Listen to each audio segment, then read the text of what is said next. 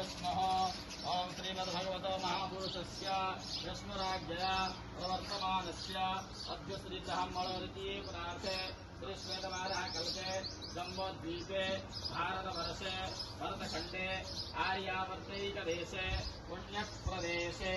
राजस्थान देशान्तर्गत कांचोर जिल्ला पत्मिला गौधाम महातीर्थ परिसरे आनंदवने नववार्षस्य संवत्सराणां मध्ये इंगळरामदय संवत्सरे उत्तरायणे नवो ग्रीष्म ऋतो मासानां मासोत्तमे मासे ज्येष्ठ मासे शुभे शुक्ले पक्षे अद्य षष्ट्यां महापुण्यसुमतिथौ पंडितवार्षरान्वितायां मगा नक्षत्रे हर्षण योगे कौलवकरणे वृषराशिस्ते श्री सूर्ये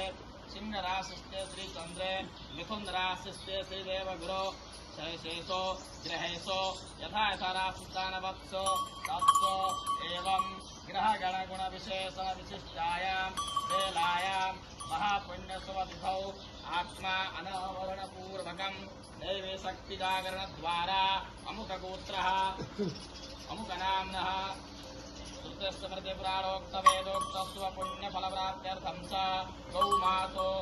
संरक्षणं संवर्धनं संपोषणार्थं च अद्य प्रातःकाले गौपूजनं वयं करिष्यामहे अस्मिन् संकल्पिते कर्मणे स्थिरस्तो सुबोधत्वानि सम्भवन्तु धारादानम्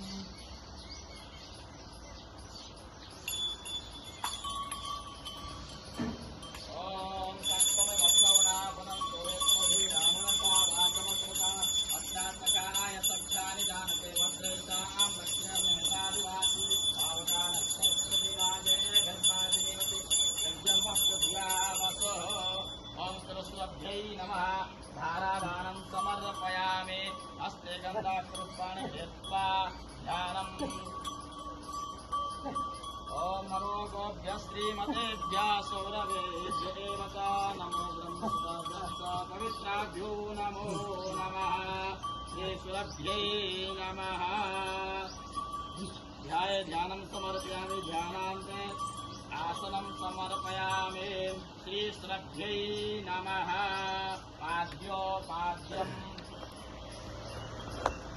हस्ते ओम तामावह जातवेदो लक्ष्मे मनपगामिनीं यस्यामिरण्यं विन्देयं गामस्वं पुरुषाणां पाद्योपाद्यं समर्पयामि हस्तयो अर्घ्यम् अश्वपूर्वामृतमध्यामस्तिना आदप्रमोदिनेन श्रियं देवीमुपह्वये श्रेर्मां देवी जुषुता हस्तयो अर्घ्यं समर्पयामि श्रीश्रभ्यै नमः स्नान्यजलं चन्द्रां प्रभासामि सुसादलन्देन श्रियं लोके जीवदुष्टामुदारां तां पद्मिने एमीं शरणमहं प्रपद्ये अलक्ष्मीर्मेण स्थितां त्वां वृणे श्रीश्रभ्यै नमः स्नान्यजलं समर्पयामि मुखे आचमन्यजलं समर्पयामि सर्वांग स्नान्यजलं समर्पयामि पुष्पाणि पुष्पम्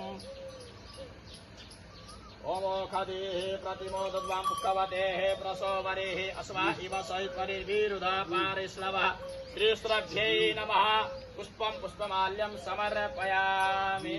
अथ अङ्गपूजनम्